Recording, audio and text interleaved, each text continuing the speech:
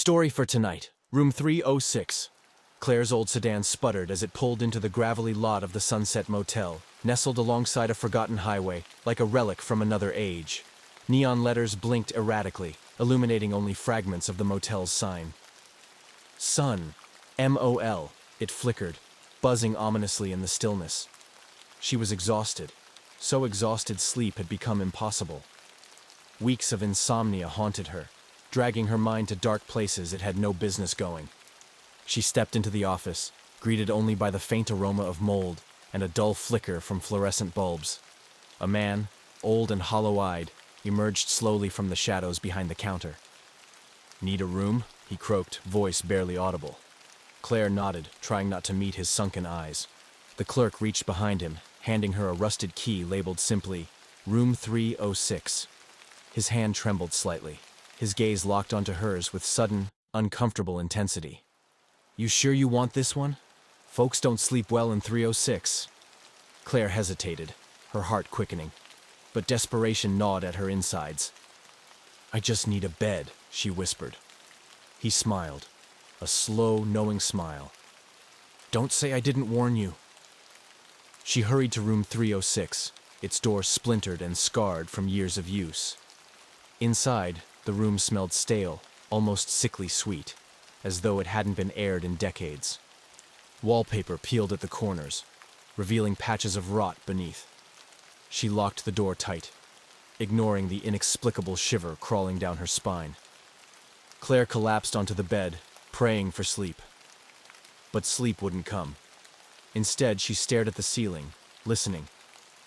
The motel was silent, too silent, until she heard it. A faint, rhythmic scratching sound coming from somewhere nearby. At first, she thought rats, maybe insects, but the scratching grew louder, now mixed with faint whispers, barely audible. She sat up quickly, heart pounding. "Hello?" she whispered, feeling foolish. The whispers paused, then intensified, louder this time, but she still couldn't make out the words. Her eyes settled on the room's mirror. Its surface shimmered oddly, slightly rippling, as if reflecting water instead of air. Cautiously, Claire approached it. Her reflection stared back. Except it wasn't her. It was a woman. Older, eyes filled with profound terror, mouth open in a silent scream.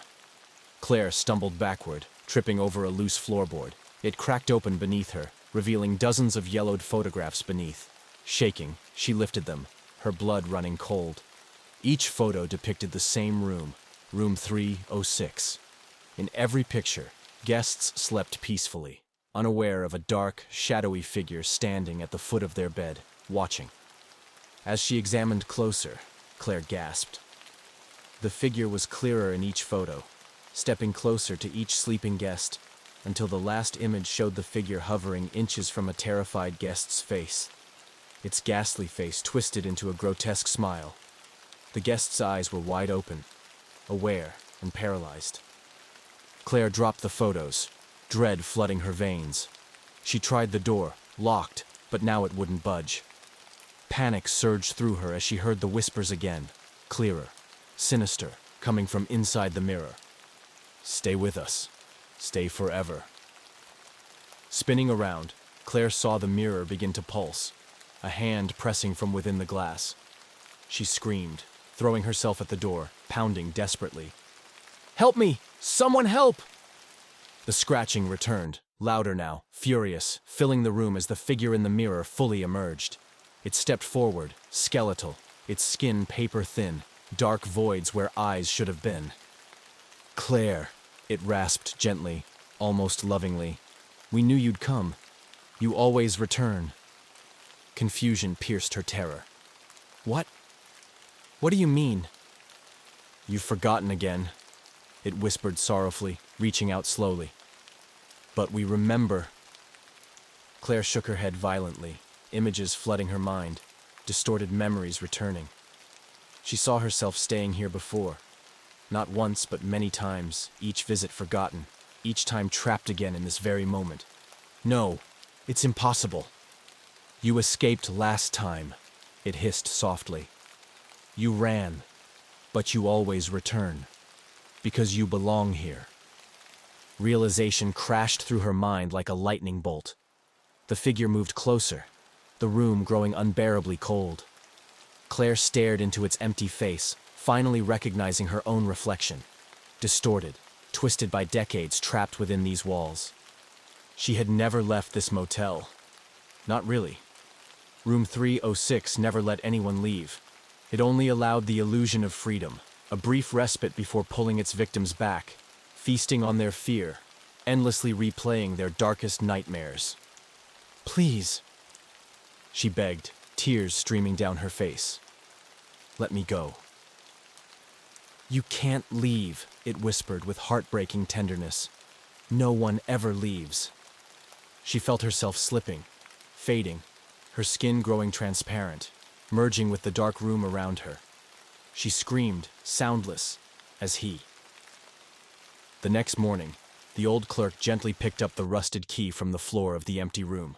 Outside, Claire's car sat forgotten, keys still in the ignition. The room now waited, patient and hungry for its next visitor. He closed the door softly, locking it carefully, smiling that knowing, sinister smile as he walked back to the lobby.